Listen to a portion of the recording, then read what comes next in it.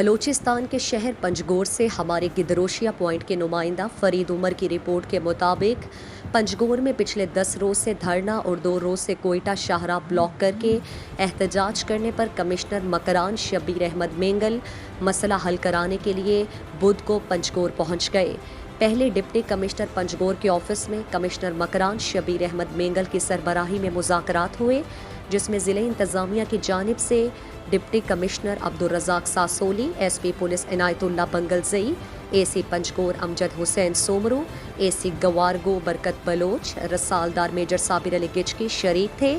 جبکہ شہید داد جان justice for committee اور آل پارٹیز اینڈ شہری ایکشن کمیٹی کی طرف سے حافظ محمد اعظم بلوچ، میر نذیر احمد، کفایت اللہ بلوچ، نور احمد بلوچ،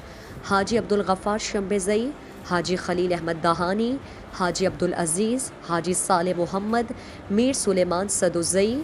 زبیر ایوب، سجاد عنایت، آصف مجید، حاجی افتخار، ملا فرحات، اشرف ساگر، حاجی محمد ایوب شمبزئی، عبدالباقی بلوچ، عبدالشکور، رئیس نور الزمان، لال دوست، شعیب اور شہید داد جان فیملی نمائندے موجود تھے۔ شہید داد جان کمیٹی نے کمشنر مکران شبیر احمد مینگل کو اپنے 10 نکات پر مشتمل مطالبات تحریری ڈرافٹ پیش کیا، جن میں شہید داد جان کے قاتلوں کی 1 ہفتے کے اندر گرفتاری، جے آئی ٹی رپورٹ پبلک کرنا، داد جان بلوچ کو سرکاری سطح پر شہید قرار دے کر فیملی کے افراد کو تحفظ فراہم کرنا، مسلح جہتوں سے اسلحہ واپس لینا، لاپتہ افراد کو بازیاب کرانا، شہید جلیل احمد اور دیگر کے قاتلوں کی گرفتاری، نوگو ایریاز کا خاتمہ، منشیات کے اڈوں کے خلاف کریک ڈاؤن، سراوان، خدابادان میں پولیس لیویز کے مشترکہ ناکے اور اشتہاری ملزمان کی گرفتاری شامل ہے۔ کمشنر مکران نے تمام مطالبات پر فوری عمل درآمد شروع کرنے کی یقین دہانی کرائی،